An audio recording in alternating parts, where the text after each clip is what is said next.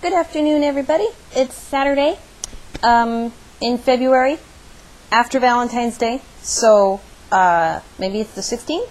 I don't know because I'm not in my den, so I don't have my calendar, so I don't know actually which day it is, but it's somewhere around there. Anyway, I know for sure it's Saturday. I've moved up to the living room for this video today because I figured, because I could, because it's quiet enough for me to record up here right at the moment. And I thought that a little change of scenery would be neat. This is the corner of this is my favorite spot in the morning, or just when it's quiet and nobody else is home. My couch is in the front corner of my living room, which has the windows behind me and also the windows to the left. And when I get up in the morning, I come down here and everybody else is sleeping, and I get my little cup of coffee, and I come and sit right here and kind of lean and watch the little birdies bouncing around in the front yard and see people walking their dogs in the rain, and then I'm happy that I have fish, so I don't have to walk dogs in the rain.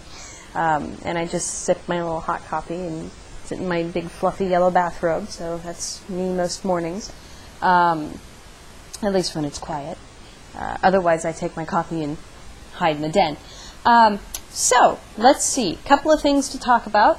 One, I got my hair cut, and now it's doing these weird, it's not even very much shorter. I just got an inch taken off, but now it does these weird little flippy things all over the place, and it kind of does its own thing, and so, yeah, whatever. It works, I guess.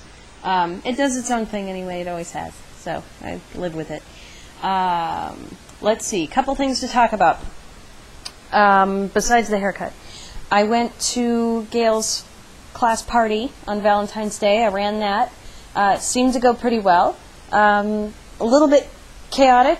20 kids, ages 5 to 6, and we fed them a whole bunch of sugar, so chaos is, bound to happen.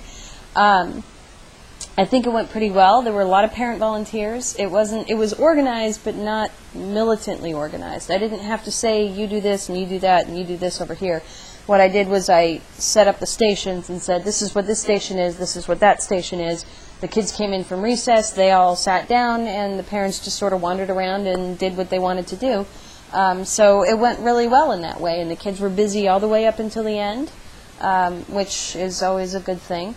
The cookie decorating station got a little backed up, and we had to spread that out. But otherwise, it went really well, and it flowed really well, and I took pictures, and so 2 parties down, 1 left at the end of the year that I have to do. I'm glad that I volunteered to be the party coordinator because I wanted to, and I knew that I wanted to plan the parties and run the parties. I didn't know that it would involve telling other parents what to do, because when my mom ran the parties when I was growing up, she was like she and one other woman were the only parents in the room, and they actually planned the parties together and came in together knowing what was going on and took charge. And I kind of thought that's what I would do. I didn't realize that it would be like, okay, you plan the parties and tell the parents what to do that are volunteering, and, oh, you're going to be here too? Okay. So I'm supposed to be like this born leader or whatever, Aries, right? I like to be in control of the situation from one step back from the head person. So I'm, I don't know, number 2. But I'm Riker. I'm not Picard. So yeah, it's a little bit of out of my element. I feel like I'm sitting at the wrong table in the cafeteria. And they're all taller than me. I feel like such a little kid telling all of these well-organized parents what to do. And I'm bopping in there, having listened to 9 Inch Nails on my car radio all the way in and going, oh God, they have no idea. So, yeah, it's an interesting situation, but it went really well. The other project I'm doing for her class, which I'm very excited about, which I have no problem imposing myself upon and being completely in charge of and not letting anybody else have any say, they can have say if they want to, but nobody's said anything so far, is the auction project, which I've mentioned before, I think. What it is her school's doing an auction to raise money to buy new playground equipment, I guess, because, whatever they have is not good enough or something. So each class is supposed to do something where the students do some kind of artistic thing and be involved in the project. Some of the classrooms are like decoupaging bookshelves or whatever. What we are doing, because I stepped up and said I want to be in charge and I want to do this and please let me do this, and is a quilt where the kids colored, and I cut all of these squares out, these big 12.5-inch squares, and brought fabric pens into the classroom and stencils and things and said, go to town, do some artwork. And the teacher was a little, they just did them the other day, the teacher was a little apologetic, actually, which I thought was funny, because they're all so different. But here's what we mean.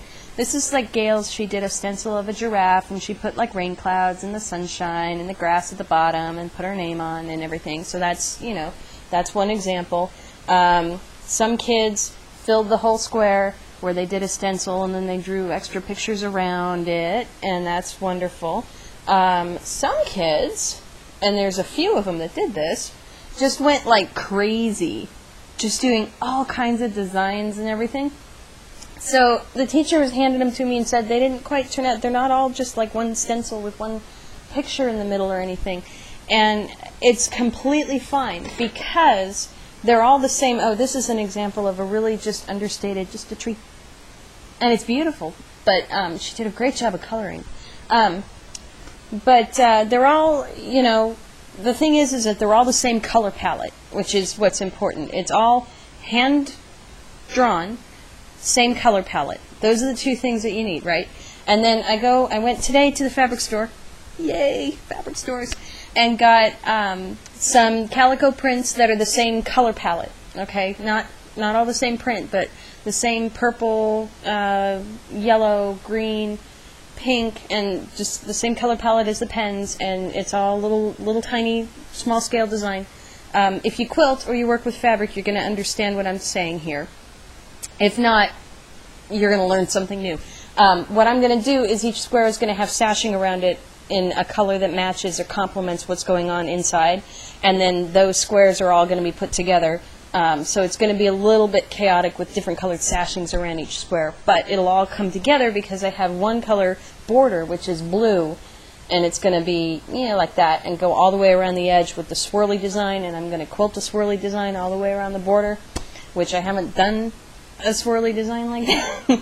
So I'm looking at my stencil going, I wonder how this is going to turn out. But I'm very excited about it because I can see the whole thing in my head, and it's absolutely fantastic. And I get to work with really bright colors. And I don't personally like bright colors, like this color palette with the pink and everything. Where's a good one with the pink? That's got a lot of pink on it. It's not my favorite color palette to own with my stuff in my house, but it's really fun to work with for other people. So I really enjoy doing that. So I'm really looking forward to having the whole thing done, and it's going to be very bright and fun and energetic, and that's kind of the feeling that I want to impose on this. And machine washable, because these fabric pens actually last. I tested them, so it can actually be a useful piece of creative artwork and functional at the same time. So I'm very excited about that. So I'm going to show progress with this as I work on it. And I'm looking at my clock, and I'm almost over 9 minutes already. So I think that should be it for today from the living room. I don't know when I'm going to be up here in the lighting again, but maybe sometime. I don't know. Maybe I'll move around. Maybe next time I'll do outside. That would be fun. If the weather warms up, I'll go outside sometime. But for now, I'm going to cut this off and say goodbye, and I will talk to you guys all later on sometime. Bye-bye.